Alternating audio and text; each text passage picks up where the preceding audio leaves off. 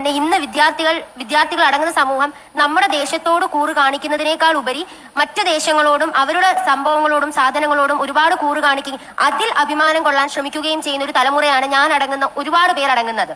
ആ ഒരു അവസ്ഥയിൽ നമ്മുടെ രാജ്യത്തെക്കുറിച്ചും നമ്മുടെ ദേശീയതയെക്കുറിച്ചും ആ ഒരു രീതിയിൽ ദേശീയത വളർത്തേണ്ടത് അനിവാര്യതയല്ലേ?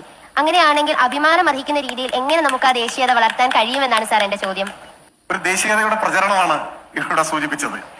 നമ്മുടെ ദേശത്തെക്കാൾ അന്യദേശത്തോട് കൂറ് പുലർത്തുന്നു. അത് ഒരു പ്രതീതിയാണ്. ആരാണ് ഇങ്ങനെ കൂറ് പുലർത്തുന്നത്? ഏതാണ് അന്യദേശം? സാർവദേശീയതയുടെ മണ്ഡലത്തിൽ അന്യദേശമില്ല. എല്ലാം ഈ ഭൂമിയാണ്. അവിടെ ഒരപരനെ സൃഷ്ടിക്കുക എന്നതാണ് ദേശീയതയുടെ പ്രശ്നം. ഇപ്പോ പൗരത്വ ഭേദഗതി നിയമം കൊണ്ടുവരുമ്പോ എന്താണ് പറയുന്നത്? അവിടെ പൗരത്വം പരിമിതപ്പെടുത്തിക്കൊണ്ട് ഒരു വിഭാഗം, അവരാണ് ഈ രാജ്യത്തിന്റെ എല്ലാ കുഴപ്പങ്ങൾക്കും കാരണം, അതുകൊണ്ട് അവരെ ഞങ്ങൾ പരിമിതപ്പെടുത്താൻ പോവാണ്. ഒരു വിഭാഗത്തെ മാറ്റി നിർത്തി അവരാണ് ശത്രുക്കൾ എന്ന് പഠിപ്പിക്കാനാണ് ദേശീയത ശ്രമിച്ചുകൊണ്ടേയിരിക്കുന്നത്. സാർവദേശീയതയിൽ അവരില്ല, അന്യ ദേശങ്ങളുമില്ല. അവിടെ ലോകമെമ്പാടുമുള്ള മനുഷ്യർ സാഹോദര്യത്തോടെ പുലരണം എന്ന ആഗ്രഹമാണ്. ഇപ്പോ പാബ്ലോ നെരൂദ എന്റെ രാഷ്ട്രീയ പാർട്ടിക്ക് എന്ന പേരിൽ ഒരു കവിത എഴുതിയിട്ടുണ്ട്. ലാറ്റിൻ അമേരിക്കൻ കാവ്യവസന്തമായിരുന്ന നെരൂദയുടെ കവിതയുടെ ആദ്യത്തെ വരി, നീ അറിയപ്പെടാത്ത മനുഷ്യരുമായി എനിക്ക് സാഹോദര്യം നൽകി എന്നാണ്. അറിയപ്പെടാത്ത മനുഷ്യർ എന്ന് പറഞ്ഞാൽ ലോകമെമ്പാടുമുള്ള മനുഷ്യർ, അവരെല്ലാം സഹോദരങ്ങളാണെന്ന ബോധ്യം നീ എനിക്ക് പകർന്നു നൽകി എന്നാണ്. നീ എന്ന് പറഞ്ഞാൽ അദ്ദേഹം അംഗമായ പാർട്ടിയെ കുറിച്ച് അദ്ദേഹം പറഞ്ഞിട്ടുള്ള ഒരു കാര്യമാണ്. ആ സാഹോദര്യത്തെയാണ് ഉയർത്തിപ്പിടിക്കുന്നത്.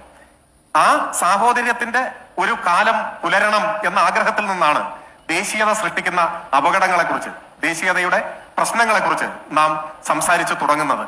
നമ്മുടെ രാജ്യത്തെക്കാൾ കൂടുതൽ മറ്റൊരു രാജ്യം എന്നൊക്കെ പറഞ്ഞിട്ട് ഇങ്ങനെ ഒരു ശത്രുതയുടെ അന്തരീക്ഷം ഉണ്ടാക്കുകയാണ്. ഞാൻ ലളിതമായിട്ട് മനസ്സിലാക്കേണ്ട ഒരു കാര്യം പറയാം. സംഘടിതമായ സ്വാർത്ഥം എന്ന വാക്ക് പവനൻ ഉപയോഗിച്ചത് ഞാൻ ചൂണ്ടിക്കാണിക്കുകയുണ്ടായി.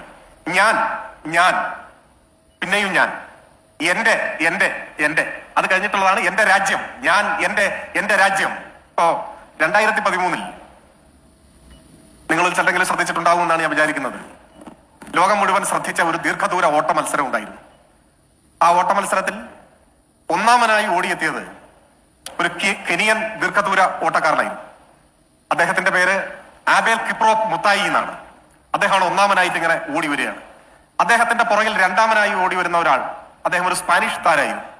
അദ്ദേഹത്തിന്റെ പേര് ഇവാൻ ഫെർണാണ്ടോ സനായ എന്നാണ് അദ്ദേഹത്തിന്റെ പേര്. അപ്പൊ അദ്ദേഹം രണ്ടാമനായിട്ട് വരുന്നു, കെനിയൻ താരം ഒന്നാമനായിട്ട് വരുന്നു. ദീർഘദൂര ഓട്ടമാണ്. അപ്പൊ ഫിനിഷിംഗ് പോയിന്റിനോട് അടുത്തെത്തുകയാണ്. അപ്പോ ഒന്നാമനായി ഓടി വരുന്ന കെനിയൻ താരം മുത്തായി ഫിനിഷ് ചെയ്യേണ്ട ആ പോയിന്റ്, ആ മാർക്ക് ഇട്ടത് അദ്ദേഹത്തിന് ഒരു ആശയക്കുഴപ്പമുണ്ടായി. അദ്ദേഹത്തിന് അത് മനസ്സിലായില്ല. അപ്പൊ യഥാർത്ഥ ഫിനിഷിംഗ് പോയിന്റ് എത്തുന്നതിന് തൊട്ട് മുൻപ് അദ്ദേഹം ഓട്ടം നിർത്തി. അദ്ദേഹം ധരിച്ചത് ഞാൻ ഫിനിഷിംഗ് പോയിന്റ് എത്തി എന്നാണ്, ഞാൻ ജയിച്ചു എന്നാണ്. അപ്പൊ തൊട്ട് പുറകിൽ വരുന്ന സ്പാനിഷ് താരം ഇവാൻ ഫെർണാണ്ടോ സനയയ്ക്ക് അനായാസം ഓടി ഒന്നാമനായിട്ട് ഫിനിഷ് ചെയ്യാൻ കഴിയുന്ന ഒരു സാഹചര്യമാണ് വന്നിരിക്കുന്നത്. അപ്പൊ അദ്ദേഹം ഒച്ചത്തിൽ വിളിച്ചു പറഞ്ഞു ഈ ഓട്ടം നിർത്തിയ സഹതാരത്തോട്, നിങ്ങൾ ഫിനിഷിംഗ് പോയിന്റ് എത്തിയിട്ടില്ല, നിങ്ങൾ ഫിനിഷിംഗ് പോയിന്റിലേക്ക് പോകൂ, എത്തിയിട്ടില്ല, വിളിച്ചു പറയുകയാണ്. ഇയാൾ ലോകം ശ്രദ്ധിക്കുന്ന ഒരു മത്സരത്തിൽ ഒന്നാമനാകാനുള്ള ഒരു അവസരം മുന്നിൽ നിൽക്കുകയാണ്. അപ്പൊ അദ്ദേഹം പറയാണ്, നിങ്ങൾ എത്തിയിട്ടില്ല, ഫിനിഷിംഗ് പോയിന്റ് എത്തിയിട്ടില്ല എന്ന് പറയും. പക്ഷെ സ്പാനിഷിലാണ് പറയുന്നത്. കെനിയയിൽ ഭാഷ വേറെയാണ്.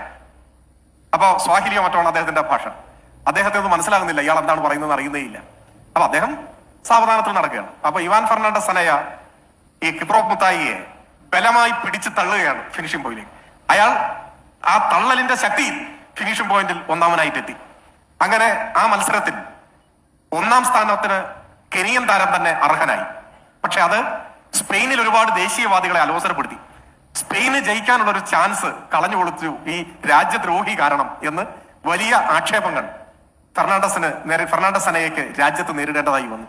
അപ്പൊ അതിന് അദ്ദേഹം പറഞ്ഞ വളരെ ആവേശകരമായ ഒരു മറുപടിയൊക്കെ ഉണ്ട്. ഞാൻ അങ്ങനെ ചെയ്തില്ലായിരുന്നുവെങ്കിൽ എന്റെ അമ്മയ്ക്ക് എങ്ങനെ ജനങ്ങളെ അഭിമുഖീകരിക്കാൻ കഴിയുമായിരുന്നു എന്ന ഒരു ചോദ്യം അദ്ദേഹം ചോദിക്കുന്നുണ്ട്. പക്ഷെ ആ ചോദ്യമല്ല ഇവിടെ ഞാൻ പറയാൻ ഉദ്ദേശിക്കുന്നത്.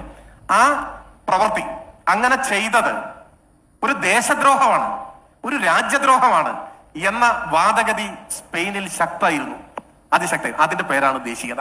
എന്നാൽ അങ്ങനെ ഞാൻ ചെയ്തില്ലായിരുന്നെങ്കിൽ എന്റെ അമ്മയ്ക്ക് എങ്ങനെ ജനങ്ങളെ അഭിമുഖീകരിക്കാൻ കഴിയും എന്ന് ചോദിച്ചുകൊണ്ട് തന്റെ സഹതാരത്തെ ഫിനിഷിംഗ് പോയിന്റിലേക്ക് തള്ളിയിട്ട ആ തള്ളലിന്റെ പേരാണ് സാർവദേശീയത.